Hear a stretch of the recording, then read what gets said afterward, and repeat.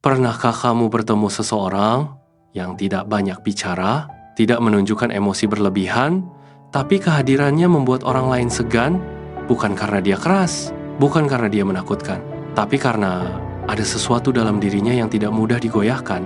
Di dunia yang penuh reaksi cepat, opini instan, dan emosi yang meledak-ledak, keteguhan mental menjadi sesuatu yang langka dan karena itu berharga. Masalahnya, banyak orang salah paham.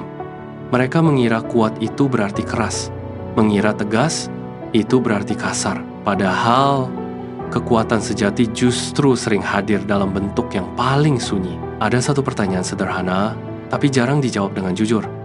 Apa yang sebenarnya kamu kendalikan dalam hidup ini?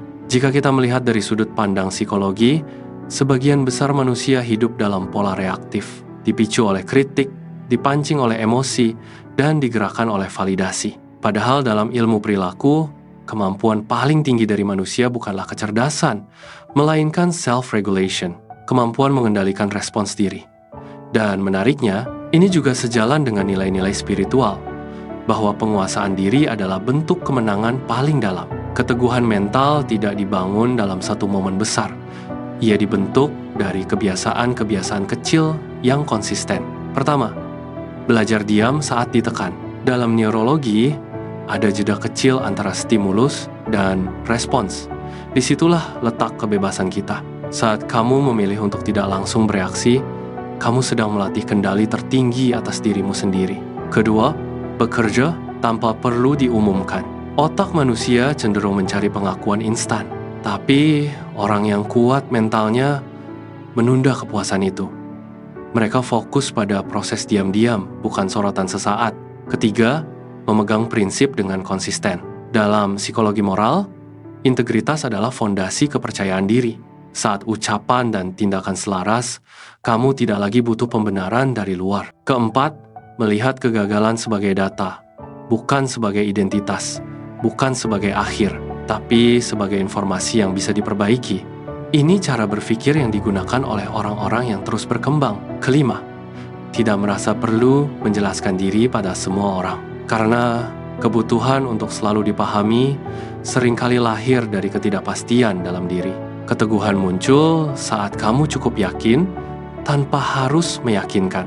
Keenam, fokus pada hal yang bisa dikendalikan. Ini prinsip sederhana tapi sangat kuat. Energi yang diarahkan keluar kendali hanya melahirkan frustrasi, sementara fokus ke dalam menciptakan kekuatan. Ketujuh, melatih ketidaknyamanan secara sadar. Karena secara biologis, manusia cenderung menghindari rasa tidak nyaman. Tapi justru disitulah pertumbuhan terjadi.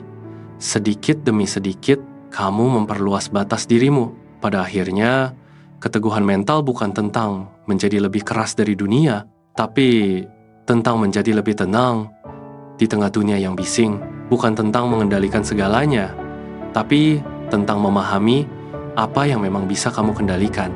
Dan mungkin inti dari semua ini sederhana, bahwa kekuatan sejati tidak perlu ditunjukkan. Ia terasa tanpa harus dijelaskan. Jika kamu bisa menguasai dirimu sendiri, maka tidak banyak hal di luar sana yang benar-benar bisa menggoyahkanmu. Dan dari situlah ketenangan berubah menjadi wibawa. Kesadaran berubah menjadi kekuatan.